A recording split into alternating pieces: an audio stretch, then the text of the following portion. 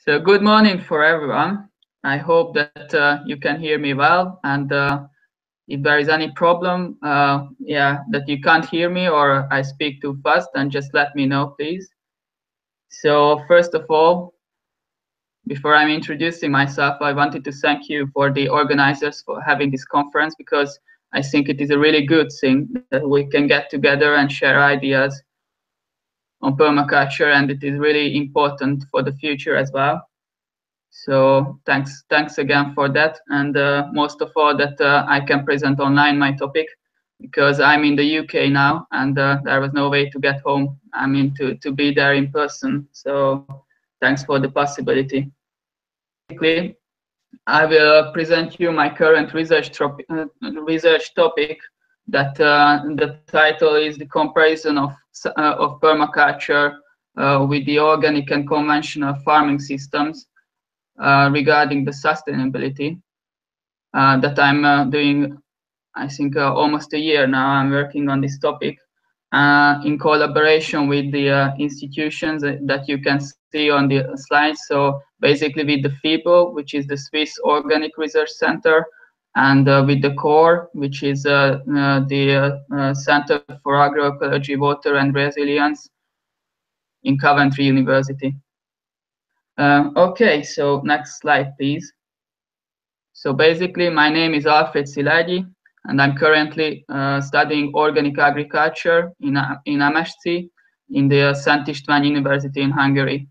And I started to deal with permaculture already in my BSc course, and I wrote my thesis about permaculture design.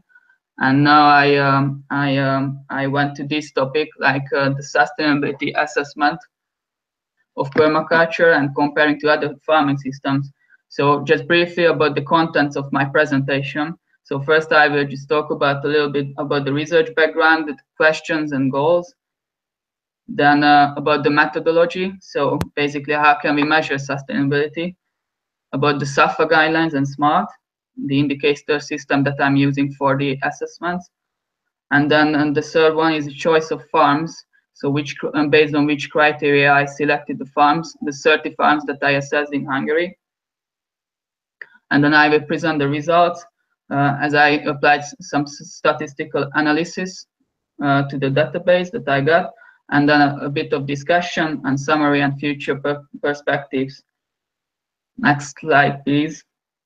So firstly, about the research background and the research questions. So basically, my motivation was that when I did my BSc thesis and I read the scientific literature on permaculture, I realized that there is really a few academic papers in permaculture, and most of them are rather focused on the social side of permaculture, like for example, as a social movement, for example, from political ecology aspect and etc. So not really on the basic practice level and not putting figures on it. So one of my motivation was to try to put figures somehow on permaculture, but with a holistic approach. So basically, I had 3 levels in the questions. The first was that is SMART adequate for assessing the sustainability of farming systems, as this has been this indicator system has been developed by Fibl in the last few years, and the new version is just ready since half a year. So I wanted to test the indicator system if it's adequate. And then on the next level, if it's adequate for permaculture, so does it cover all the topics which is related to permaculture?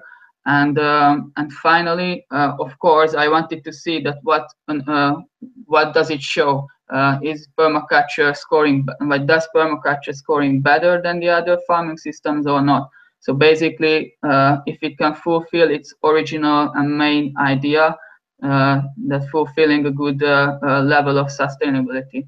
So just in short, the goal was to perform a rigorous but holistic scientific research with, we can say, state-of-the-art tool, which is an objective one, as it hasn't been designed for assessing permaculture and is acknowledged by academia.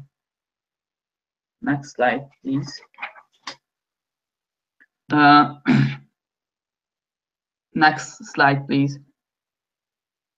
Yep. Okay, so first of all, about the methodology. So basically, there have been many efforts to measure the sustainability in the recent decades. So as you know, sustainability and sustainable development were introduced to the public, to say consciousness or to public era, and there are a lot of critics related to the use of the term, because now lots of people are using it, some people mistaken it, etc. And yeah, we talk about it, but it's hard to grab it, that what is it exactly.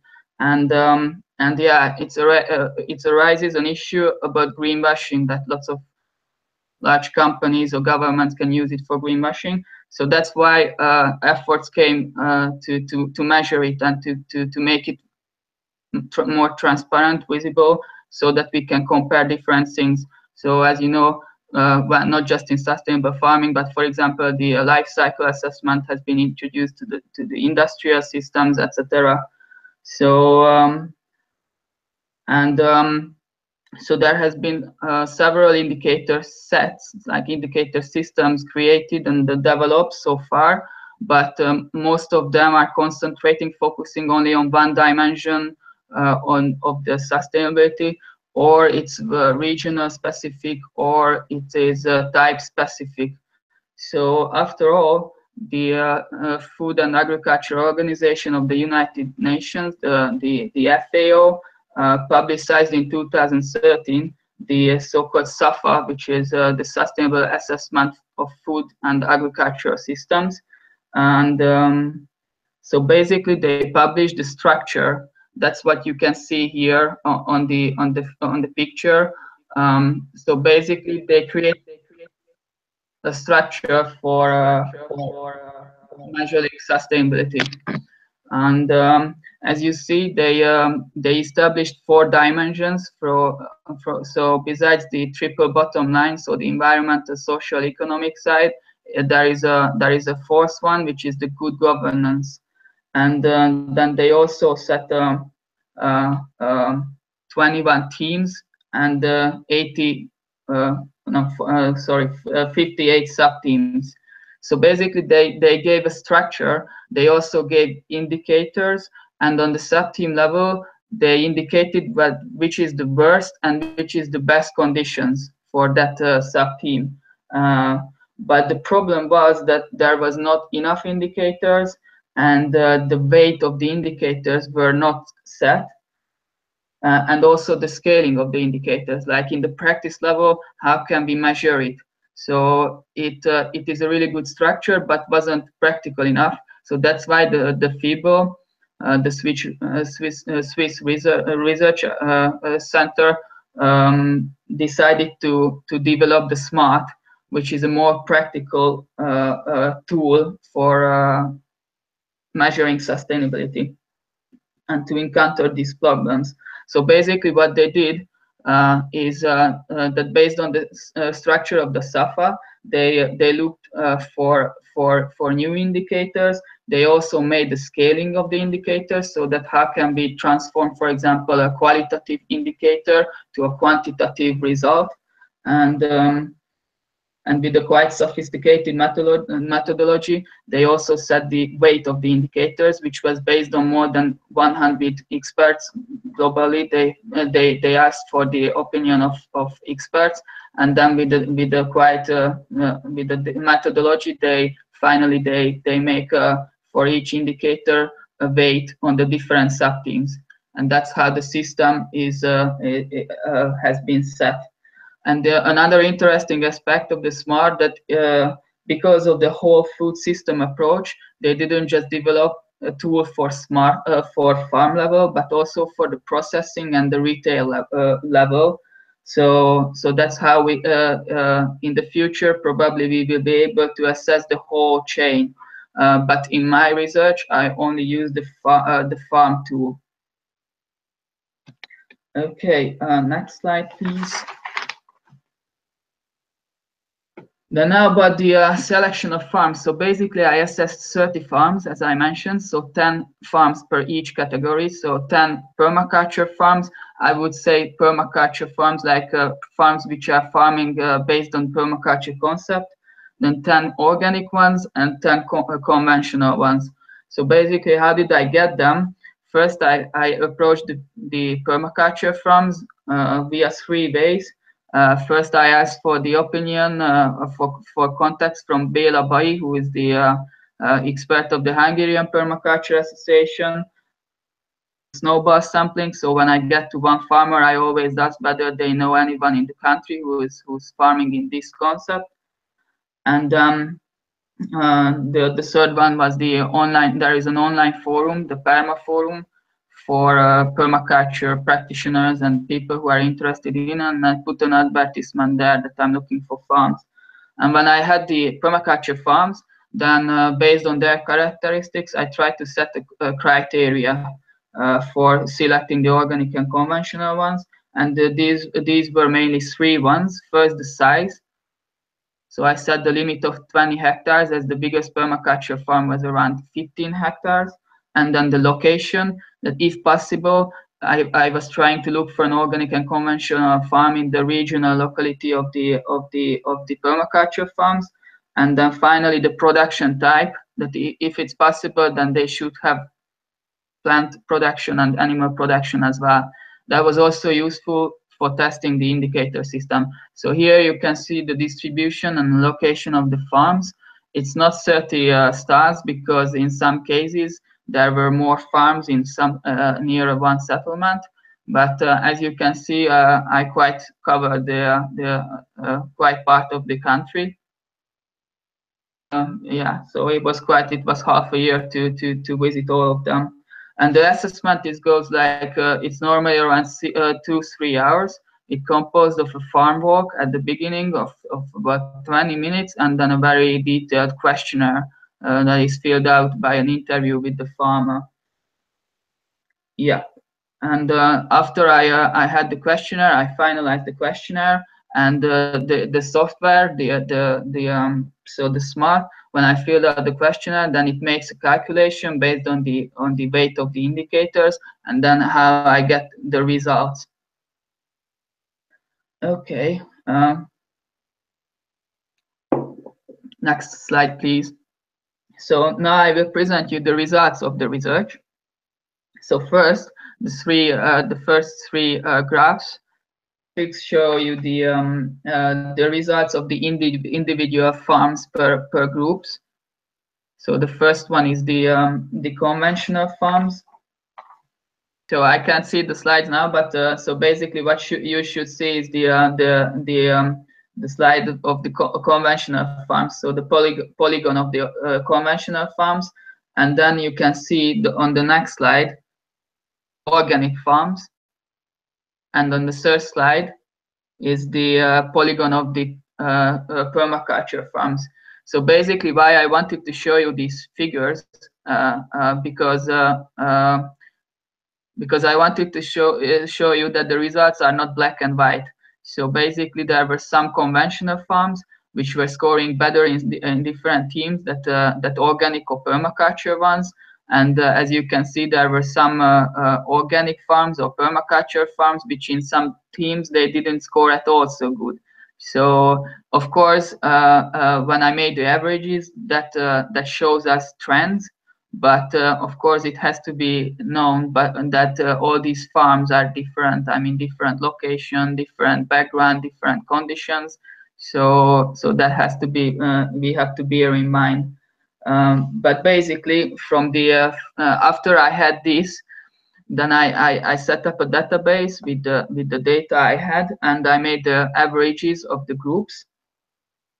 It was interesting that when I looked at these figures, for the previous figures, at first sight I couldn't really decide whether the organic or the permaculture farms on average who scored better. So it was very fascinating that it just turned out in the end, when I made the averages of the groups and I put that on one figure, when I saw that, okay, what's the outcome of half year's work. So basically, this slide is showing this figure, the averages of the different groups. So just shortly, as you can see, almost in all cases, in all teams, permaculture was scoring better than organics or conventional farms. Yeah, so on the slide, you can see on the right side, you can see the environmental topics, and then sorry, just a minute. Yeah, so from the atmosphere till the animal welfare, this is the environmental dimension. From the holistic management on the right side at the top till the corporate ethics, this is the good governance dimension. And then the cultural diversity till the decent livelihood, that's the social dimension. And the local and economy till the investment is the economic dimensions. So as you can see, in some cases you can see clear variance between the different groups, and it's obvious that the conventional farms were scoring always worse than the other two. Well, so this one shows the big picture of my research, but then to the database I applied statistical analysis so that I have more profound results. So the next slide is showing the significant differences between the farming systems. So basically, yeah. So it's from the previous slide you could see the basic outline of the results, but that has to be proven by statistical analysis. So here, what you can see on the graphic is the comparison of the farming systems per each team, and the significant differences. So the letter A stands for it indicates the average of the conventional farms, and the B, it indicates the significance, while the stars indicating the extent of the significance. So here you can see that almost in all cases, so basically we set pairs, like we compare the conventional with organics, and then conventional with permaculture, and then permaculture with organic. And there was only one team in the local procurement where permaculture scored significantly better than even the organic ones. But in most cases, both like the organic and permaculture farms were scoring significantly better than the conventional farms. But then there are some interesting results as well. So so you can see by each team here that where and which significance is apparent. And then on the next slide, when we finished with this, so first we looked. I say we because I had help from a statistician. His name is Robert Kuhn. And then when we saw the differences, then I concentrated on the correspondence between the teams. So the previous analysis was rather a quality-based analysis, so like comparing the farming systems, while this one is rather a quantity-based analysis. So here, basically, what we investigated that what is the synergies and tradebacks between the themes of sustainability. So basically, what you can see on the axis, the X stands for the different teams in order. So so the 21 teams, and then you can see that there are pairs, and the point stands for this for the extent of correspondence. So it means that the darker blue and the bigger the points are, it means that the higher and stronger positive correspondence is there between the two teams, and the darker red and bigger the point is, that means the more negative there between two given teams. So you can see from this table that there's almost nowhere negative tradeback between teams, but in lots of cases there are positive correspondence. And you can see that in some cases, for example, the X5 with the X1, this is very strong correlation. These are mainly the social teams, and that can be explained by the fact that there are lots of indicators which has a weight on more teams, and mainly in the social side, there are lots of indicators which has an effect both teams. So of course that's why it's in strong correspondence. But yeah, on overall, that is so this analysis is very interesting, because it can show you the synergies and tradebacks of the teams. And the next slide is the last analysis that we applied. This is about this is a PCA analysis, so a principal component analysis. So this one. So basically, we use the R software to make this analysis. And what the software did is that it created a space, an abstract space, so dimension 1 and dimension 2. So dimension 1 has been created by the teams which shows stronger correlation, while the DIM2, the second axis, it's composed of the teams which show less correspondence. And that's how it created the space, and the software located the individual farms in this space. And so basically, these figures show two important things. The first is the uniformity of the farming systems, so meaning that how uniform the data is. And you can see that the conventional farm is the most distributed. So it's really there is a big variance on the data, while you can see that the permaculture systems are the most uniform between the two.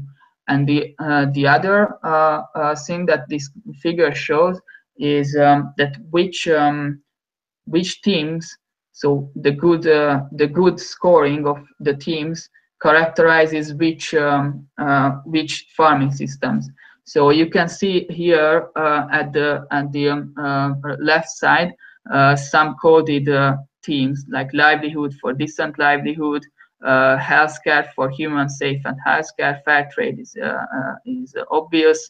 Then you have here some social dimensions near the fair trade, and on the downer side here, from water to local, these are rather the environmental topics, and the local is the local procurement. So basically, the arrows, they show the direction, so they have a direction and the length. So they mean that the more they are showing towards a farming system, then the most they characterizing that farming system. And the longer they are, the bigger correspondence are there between the farming system and the team.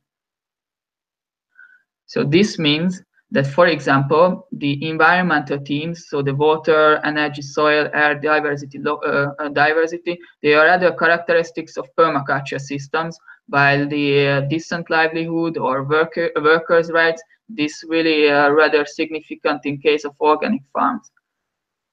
And while the healthcare is somewhat behind. So you can see a big green triangle, a big blue rectangle, and the big red point. So these are the centroids of the farming systems, so of the three ellipses.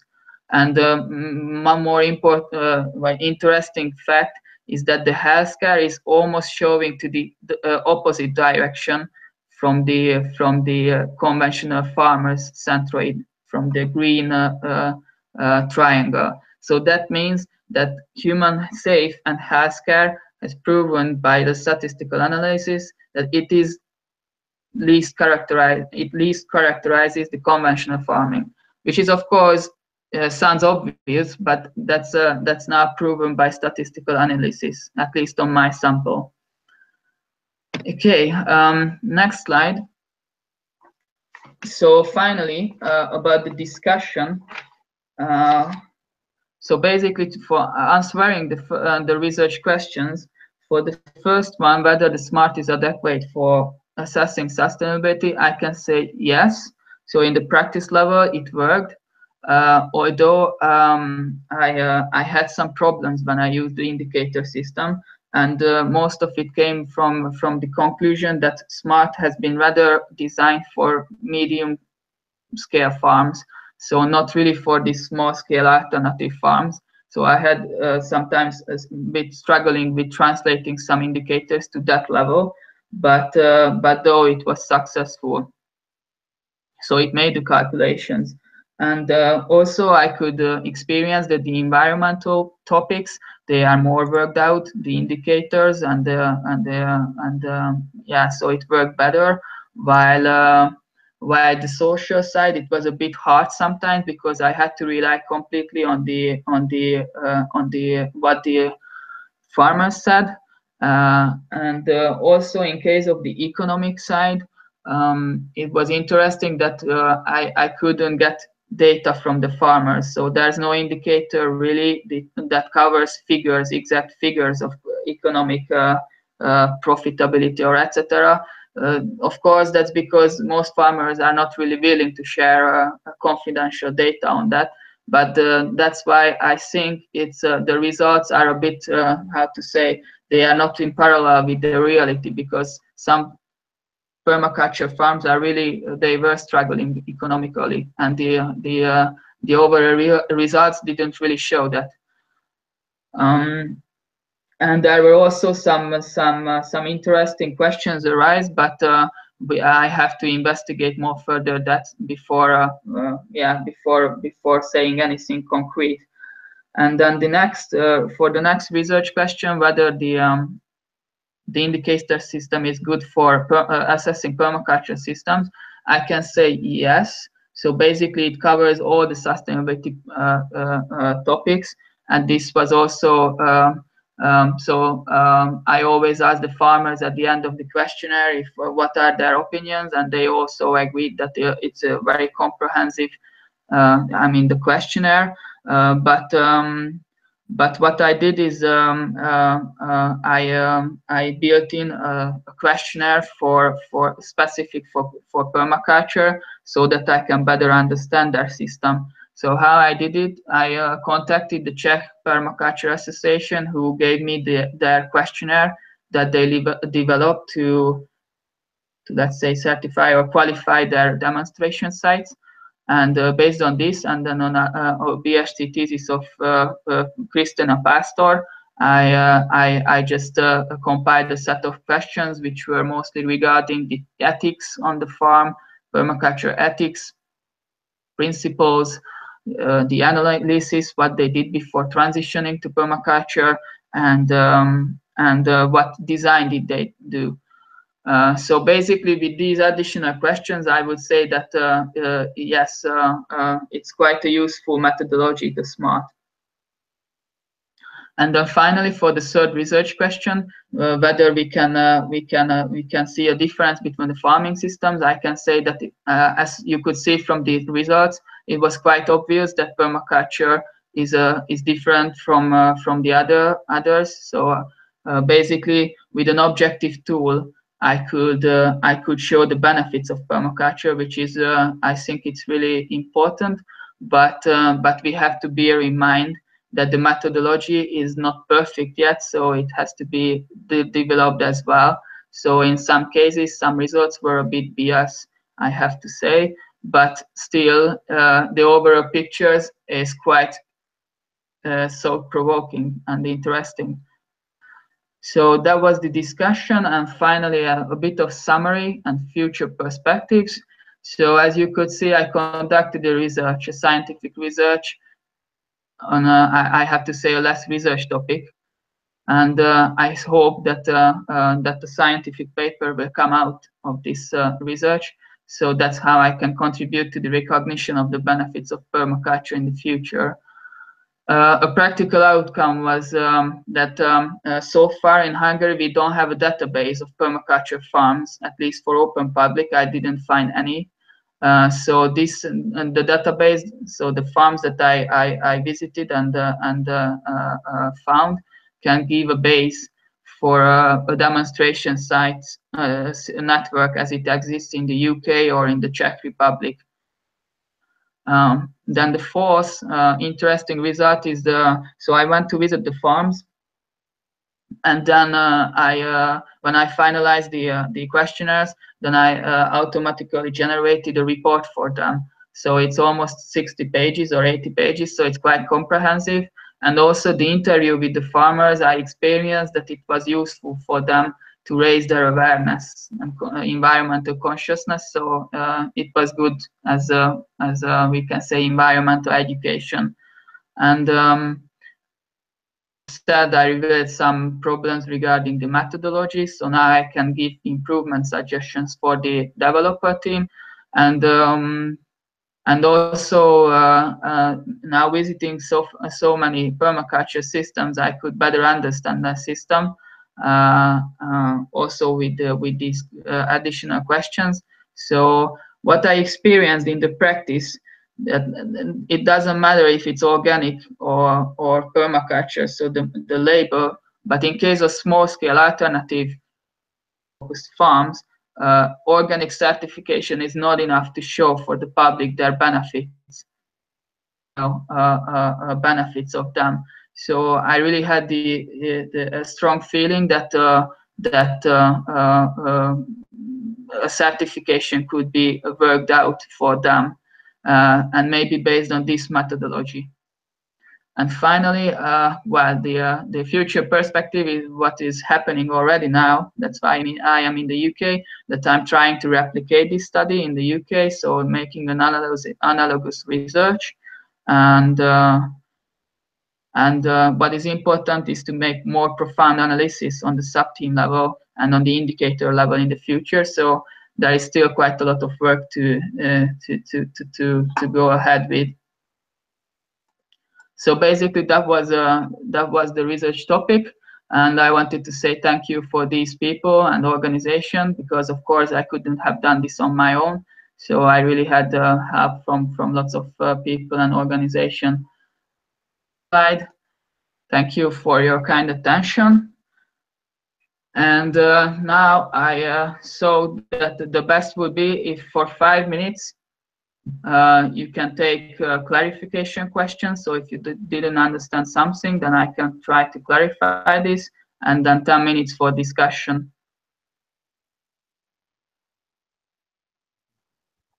Okay, so thank you very much for your presentation.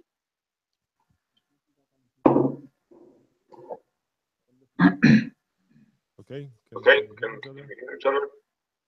I can hear you now. So if anyone has a question, either you can just put it in the chat. Or if I could ask you to put your sound as low as possible. Lower? Lower. Okay, sorry. It's good now. Thank you very much. Okay, so if anyone has a question, it's time to ask.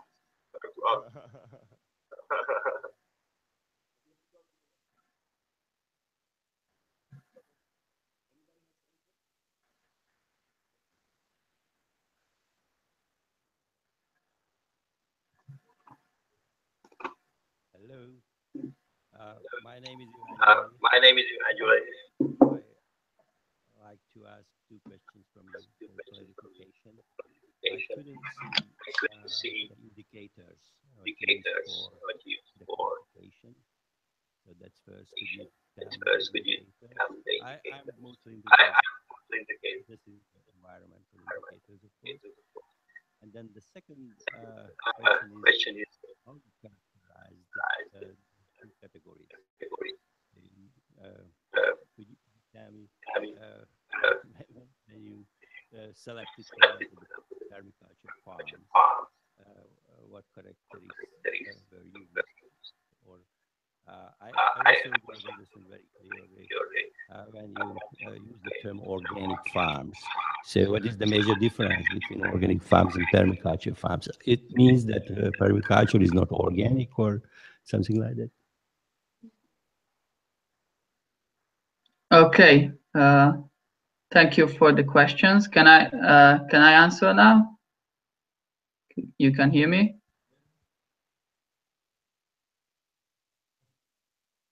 Yes, I don't know. Okay, perfect. So thank you for the questions. First of all, for the question regarding the indicators, I have to say, I didn't say that in the presentation, but the SMART is composed of more than 300 indicators. So it's just, it would be impossible to present that at the moment.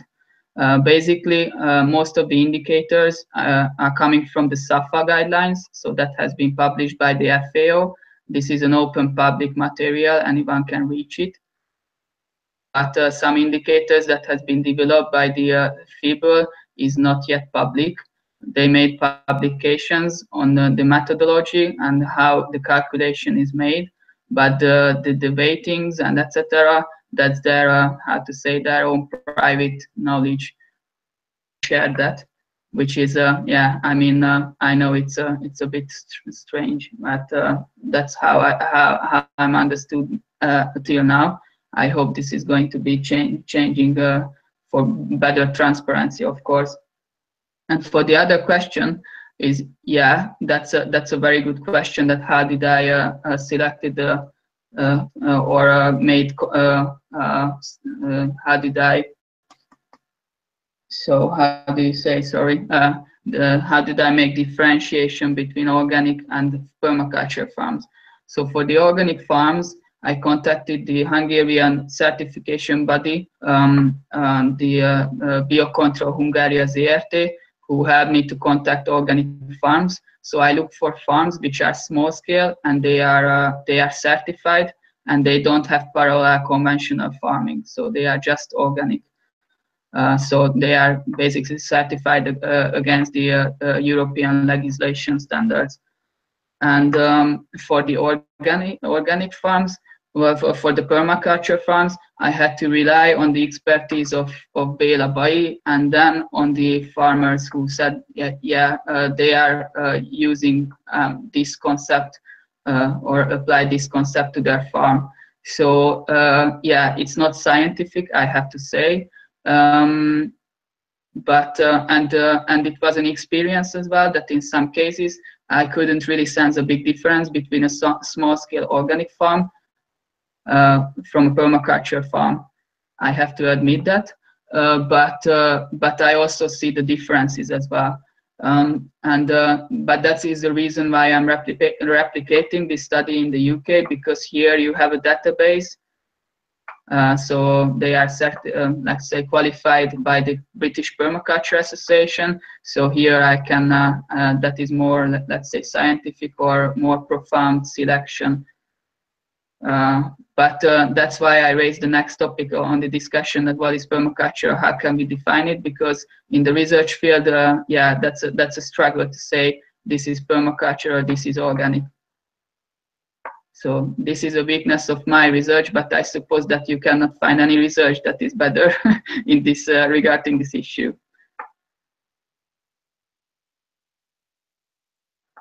So I finished. If you have any comment or questions, just go on. Any other questions?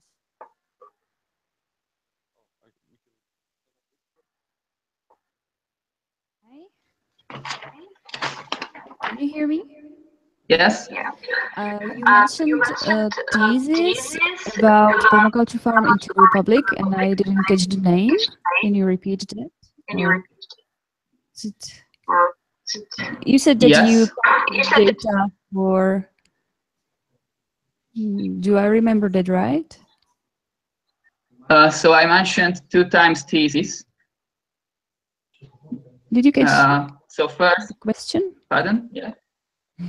Yeah, I got the question. So answering for your question, I mentioned 2 times the thesis. first my BSc thesis that I wrote about permaculture design, and then when I compiled the set of permaculture questions, that I relied also on the BSc thesis of Kristina Pastor. I put it here. So this is not Czech, this is Hungarian. I put it in the chat. She made her BSc thesis on evaluating the permaculture movement in Hungary, and there she interviewed around five people with a set of questions. So that's what I used. And the Czech Republic, in the Czech Permaculture Association, they have also a set of questionnaire for qualifying permaculture projects, and that I got them in English, and that's what I used as well. In a minute, I can give you the link for that as well. I hope.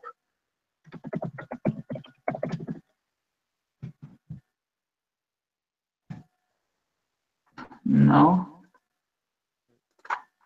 but I'm sure that there will be a presentation on that later on the day or tomorrow. So you will have more information regarding that. Hello, Alfred. Can you hear me?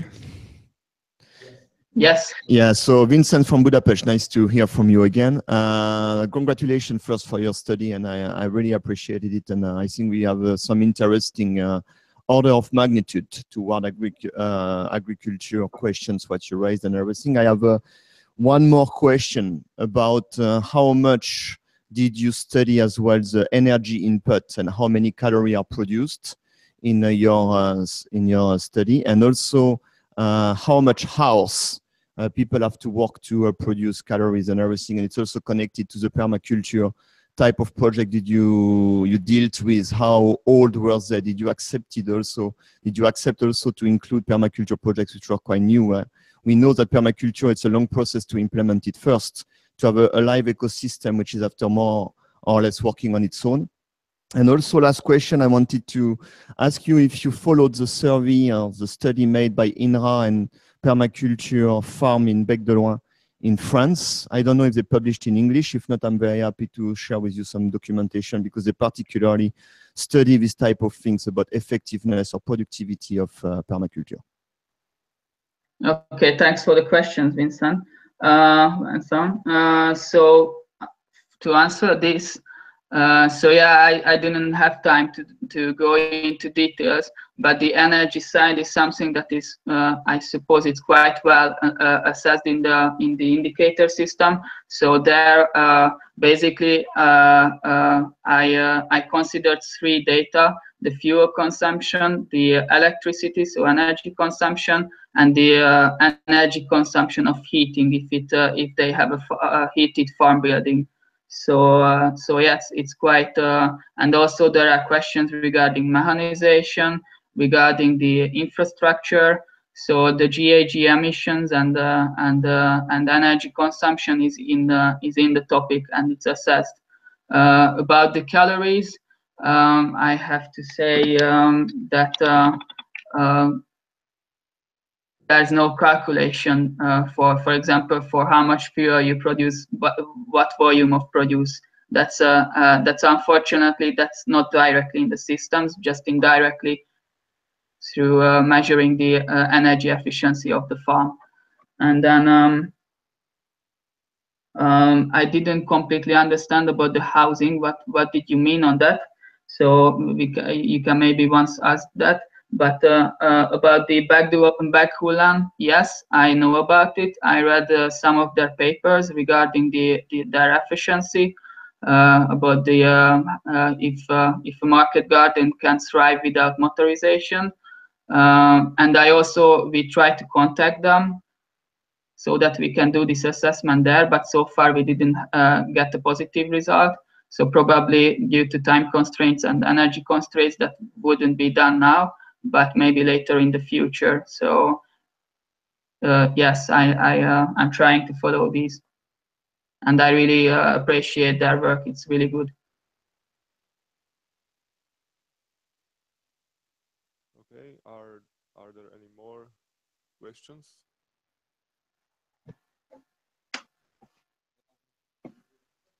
Yeah, we have lots of time. We have a lot of time, and also Hey, for the. hi. I have a fun question. Out of all farmers in Hungary, what is the percentage of organic farms and permaculture farms? So, is it clear, the question? Yes.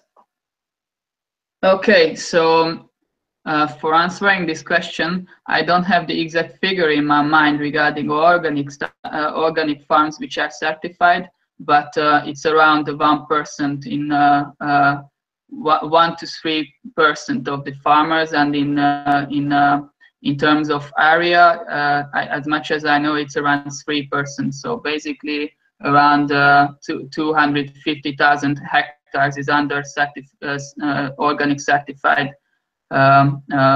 practices. About the permaculture, I have to say that we don't have figure on that at all in Hungary. Neither I know other figures in other countries. So where it's more developed, the permaculture, or let's say maybe more institutionalized, there they have this demonstration network. So they can give you a figure that how many people, for example, hold the PDC, or how many people have permaculture projects, but this doesn't exist in Hungary. So basically, I have to say that during when I was looking for permaculture farms, I always, when I found one, then I found another one, and it's like linking up. So I'm sure that I could find many more, because even sometimes for example, Béla Bai, who is the long-term practitioner of permaculture in Hungary, even he doesn't know about them. So that's what the Permaculture Association in Hungary we are trying to do, that linking up people and establishing something for that. So that hasn't been yet done. I hope it was somehow an answer for your question. Okay, thank you for your answer. We can have another questions. We have quite a lot of time to discuss. Yeah, like around 3 more questions or 4, and then we can go to the next topic. But I'm really open for comments and questions. No further questions. Maybe if you would like to add something to the record, to the presentation, to some yes, final words, or maybe longer final words. Okay, so basically, hearing these questions, what I can say is that at the moment I'm not finished with this study. So this because of the time of the conference, I didn't want to, let's say, just ignore the conference because it's not complete yet. Because as I said, I'm in the UK and replicating this study, and then I will more investigating the results or examine. So hopefully in a half a year there will be a scientific paper coming out, and I would also publicize it on public like web pages, etc. And that time these questions will be more highlighted. Yes, and but basically it was what I wanted to say. For me, it was really an experience to visit all these farms, to see the diversity of the organic farms and permaculture farms, and also the conventional farms, because my experience was that they were all very wonderful people and very kind. So I can just suggest for everyone that go and visit as many farms as possible. And the question relating permaculture and organics, the similarities or differences, this is a very good question, and that's why I started to do this study, because I don't have how to say, it wouldn't be good to say that I know the truth because I don't know, but I suppose that no one knows it yet. So just those who are really in the practice. In this level, in research level, we don't know yet exactly. So this is a starting point. It's not a final point at all. So that's really it.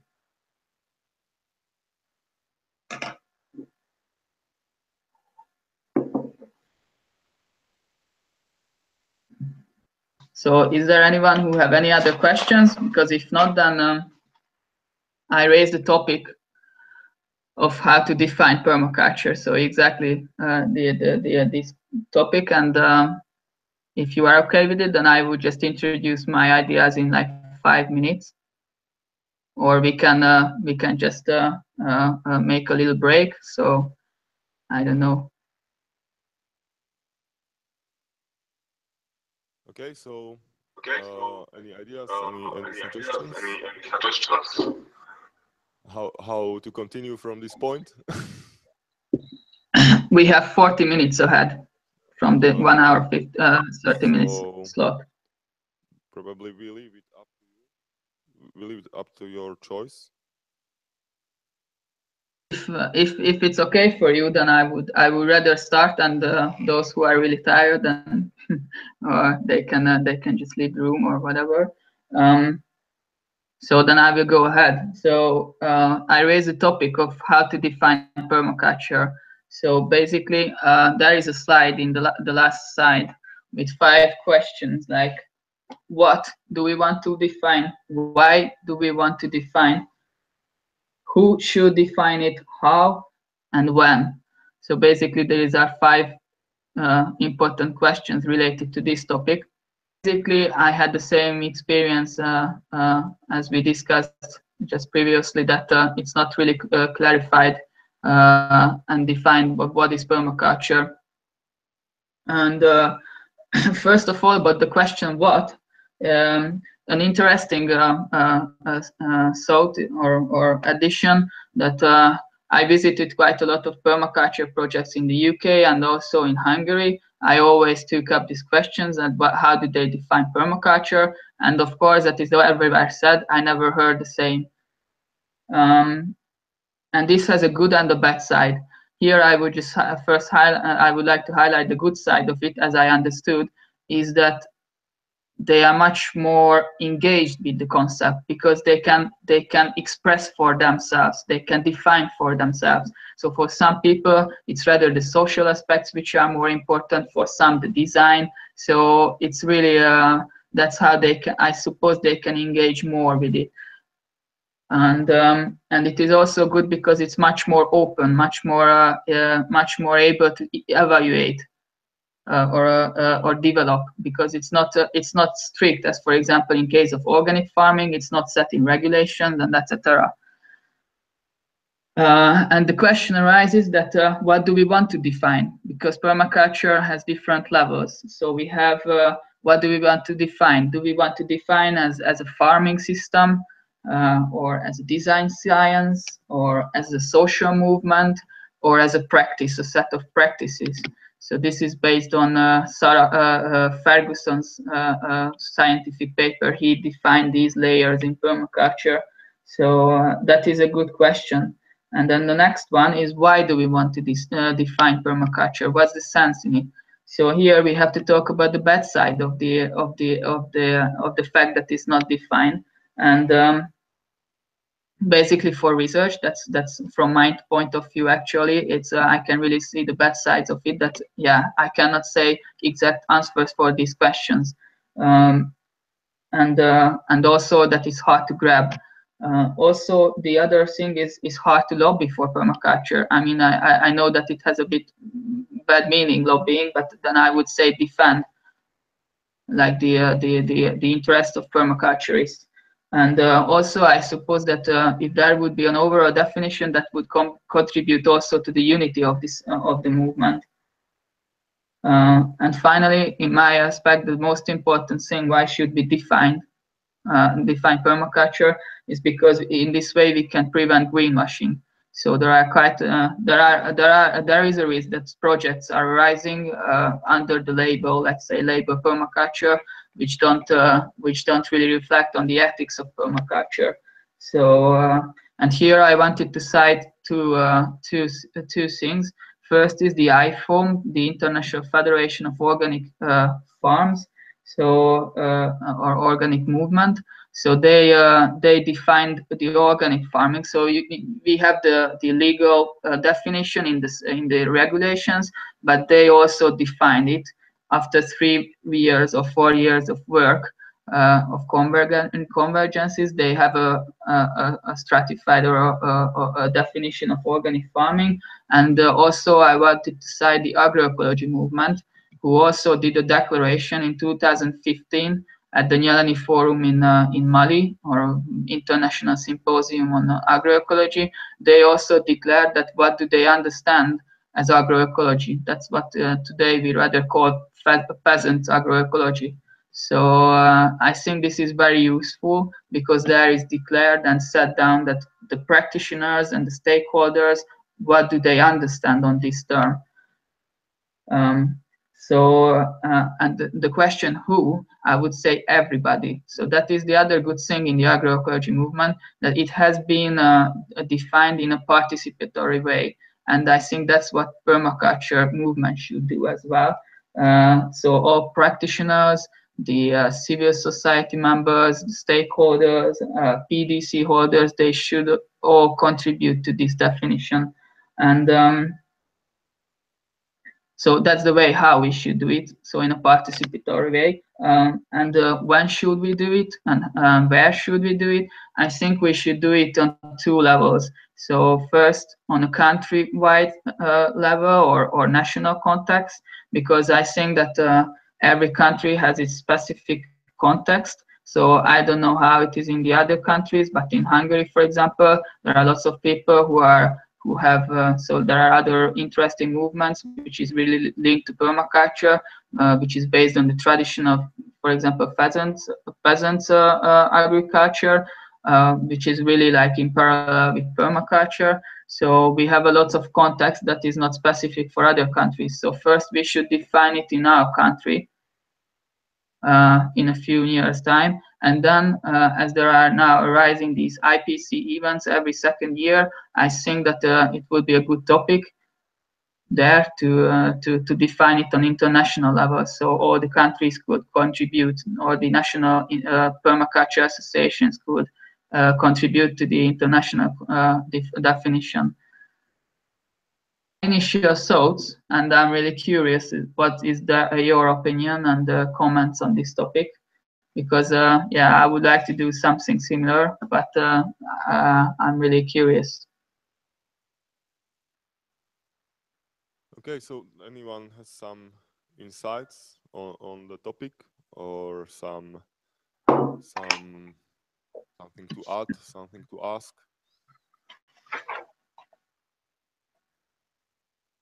Okay. It was meant to be a discussion for 40 minutes, so. Alfred, Vincent speaking. I have a question for you. How do you see, how would you differentiate agroforestry, agroecology, and permaculture? What are the main differences you will find in it? Okay. Well, to answer this, as much as I know about these, let's say, terms, agroforestry is rather a set of practices, and it's linked to, you know, combination of trees and agriculture, basically. So I would say that lots of people understood permaculture as forest gardening, which is not true in my view, my point of view. But for example, forest gardening as a practice in permaculture is, I would say, on the agroforestry scale, where you have, for example, the alley cropping, the arable farming. I think the other side of the scale is the forest gardening. So it has really a link to each other, but I wouldn't say at all that is the same. So agroforestry is rather a practice because conventional farms do it as well. So it hasn't, it's not just for organic farms. But another interesting comment from me, that I think that if you scale up permaculture to a bigger to bigger size, for example, 15 hectares, then there you cannot do forest gardening easily or profitably. So there, agroforestry systems, other agroforestry systems can come as a very good ecological solution. And about the agroecology, this is really a hard issue because I suppose that most of the ethics principles coming up in agroecology is really parallel with permaculture. As I understood, like the peasants' agroecology is really similar to permaculture, but we have to see that, for example, agroecology in South America, it's rather a political movement, while in Europe, rather as a practice, as a science. So yeah, even in the agroecology movement, there's no clear understanding of what do they mean on it. But another interesting point is that on the practice level, most of the people who are really in the practice, they define their systems as permaculture agroecological projects. So so that means that shows something. So yeah, I think that's another thing we should do to define like similarities and differences. But mainly, I would say that agroecology is rather, it stayed in the agriculture. So it was always based on agriculture, and it's still in the agriculture mostly. But of course, there are new waves in that as well. By permaculture from the 90s, it's rather switched to a social, very strong social aspect. So I think that's where I would say maybe permaculture is wider a bit. That's how would I differentiate between the two. But of course, everyone would say different things. So that's it. Okay, I would like just to add to the agroforestry that the original book, Permaculture 1, was, David Holmgren said, just a rewrite of J. Russell Smith's Three Crops, the permanent agriculture, and that was the origin of the name permaculture or permanent agriculture. So it was in the first years, it was really based on agroforestry and inspired by agroforestry a lot. But right now I see agroforestry as a really set of techniques that, as you said, like by the scale of the farm and by the needs of the land, we can use agroforestry as a tool in permaculture farming or design. And anybody has some other questions or interested in? I would really appreciate every comment, because that would in the future be very helpful.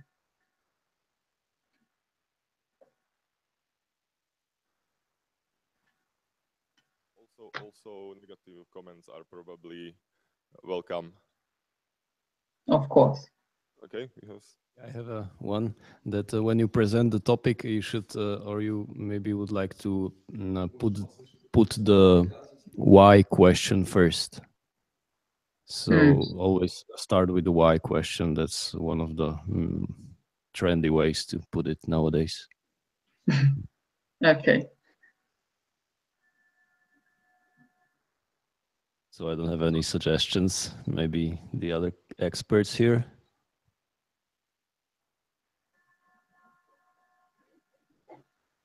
Yeah, I mean, I would be really interested in that. What would you say? Is that at all sense to do that? Or you would say that those who you know, or if you are practitioners, then there's no sense at all, because on the practice level, it doesn't matter how do you label it. It just doesn't matter. But as I told you during my experiences with the visits with farms, I saw that the small scale, real ecological, don't matter if it's organic or conventional or well, it matters, but organic or permaculture, they are sometimes struggling. Even in the UK, I saw projects where they are struggling, and because they just simply cannot show for the public that what are the benefits of that system. So I think if we are thinking in society level, then these people should get a better award for their work.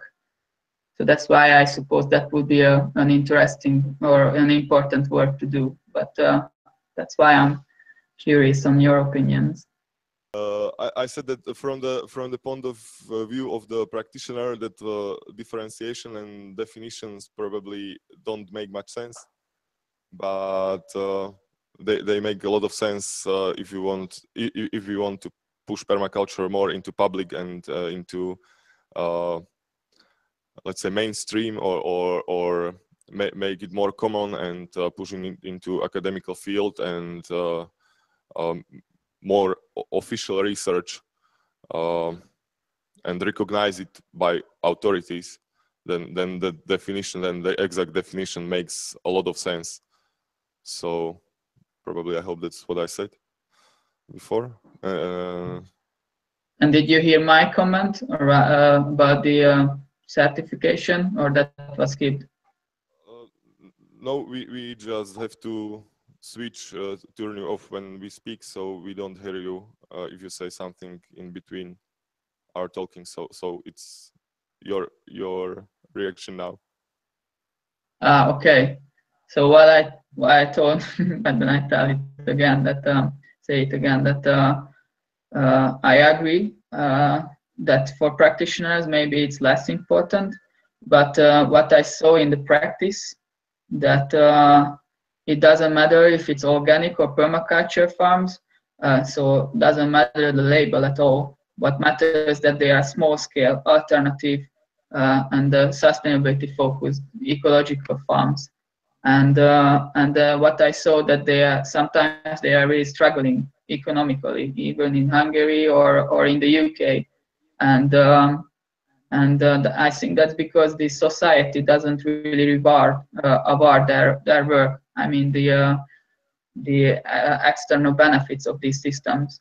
So I really had the strong feeling that they need help from the society, and this is one way of helping them, is that if you can clarify what is it, and make let's say a certification establish, that could be a help for them to show that where are they better than even certified organic farms, because organic certification doesn't assure at all sustainability. It's on the way, but it's not 100%.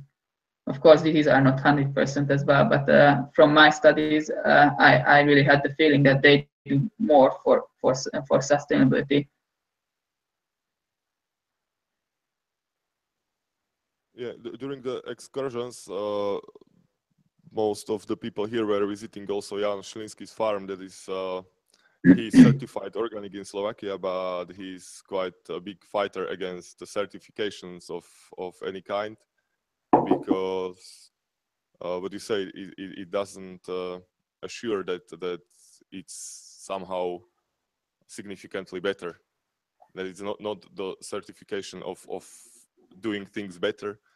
And do you think it is possible? Do you think it is possible to make some,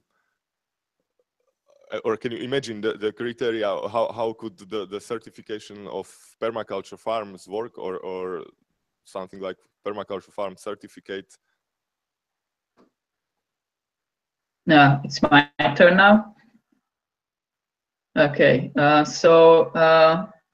yeah, I had this question in my mind, this research. So because I was looking for some methodology that could be used for that. Well, that was one of the initial motivations. So yeah, I think that these kinds of methodologies could be very useful. I'm not saying at all that it's 100% and it's ready for that, but also what I got from the Czech Permaculture Association, this questionnaire, that is also quite good. So in my opinion, if we would collaborate, then and making the certification based on participatory way, because that exists also in the organic, these for example, in Spain, when small-scale farmers, or where they don't have certification bodies, then it's just the farmers who are certifying each others, and it's a rising issue. In Hungary, the Tudatos Vásárlók Association of Conscious Consumers, they have a project on that as well, like participatory certification schemes, and this would be a way, for example, for permaculture as well. So I suppose that if there is a good methodology, a good structure, and this is why I think my work is also interesting, because it is a good structure to assess sustainability, which is the main aim of permaculture as well. So it could be used, I suppose. Okay, we have another question. Provocation or critiques that I'm very skeptical about the idea of implementing this type of labelization, and in particular concerning what it represents behind. It means some power games, it means some bureaucracy, it means some centralization of the power and this type of things. And also it faces a danger to become famous from the market point of view and to become a new label which is reappropriated, where sooner or later what we saw with fair trade, what we saw with organic products and everything, you can find everything in Tesco, in supermarket, and you don't really know where is it coming from. And I think in the soul of permaculture, I would rather speak about a decentralized network of a group of people, where one of the main criteria which will define permaculture is that you implement some trust within the communities of people consuming the products or participating in the permaculture farming and everything. And you don't need labelization when you speak about trust. You need labelization when there is no trust anymore. And that's why I will be very skeptical and challenge you on this point.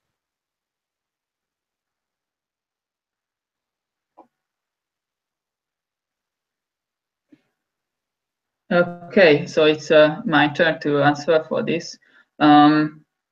So one of the things I wanted to say, that it already exists. So if you go to Germany and you go to the Real, there you can find produces labeled with permaculture. So it already exists. I don't know a very lot about them, but it's good to check it out on the internet. Maybe if someone speaks German, that's useful.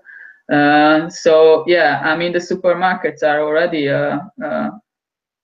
on the topic anyway, and I think that's why it would be important to trying to create something from down, from bottom up, because that would be a very good thing.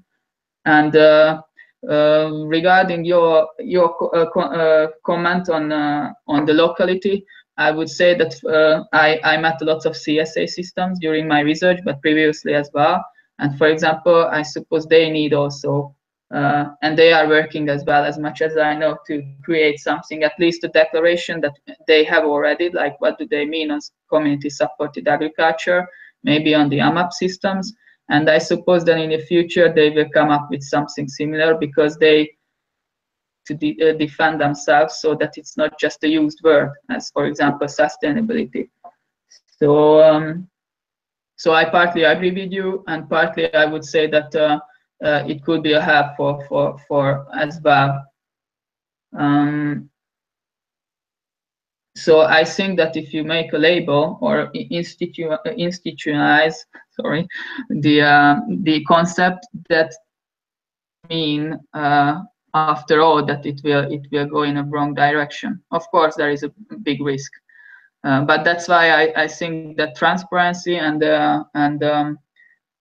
democracy, or how do you say? So the more participatory it is, the better it is. So that's why I think it should start from bottom up, and where we have a role as well. Okay, thank you for your answer. Are there any other remarks? Okay, so I just give you space for your final words. We are slowly running to the end of our time frame, so you can just finalize your presentation and so on. Wow. So just summarizing my research and the presentation, so you could see that there are methodologies in the globally to sustainability performance of different farms.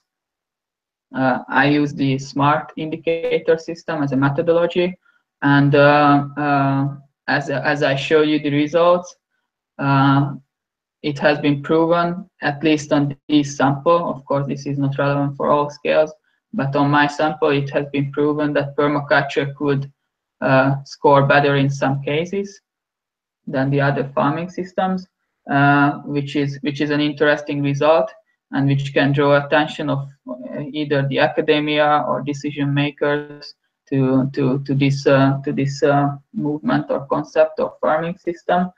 And what I wanted to say that yeah, I think that there are much more research should be done similar to this, and also more practical, more on the practice level. So I would like to work on this with the Hungarian Permaculture Association to further elaborate research. I gave a handout. I don't know if anyone got it, but there you have my contact. So if anyone is interested either in my work or in this topic or in research regarding permaculture, then I'm very glad to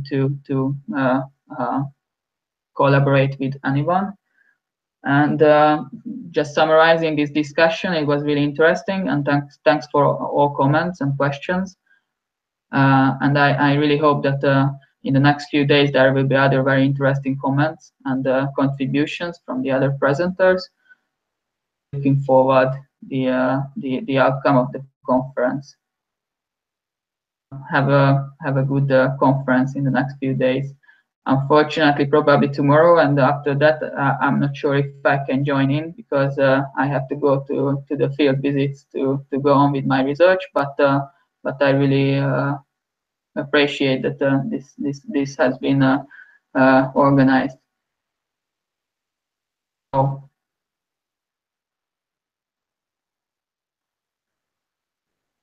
Okay, so thank you very much for your presence, for your presentation, and hopefully next time we can meet in reality on some other event. And good luck with your research, and hopefully you will find some collaborators in this room. So yeah, thank you very much. Okay, bye bye. Nice to meet you and hear you.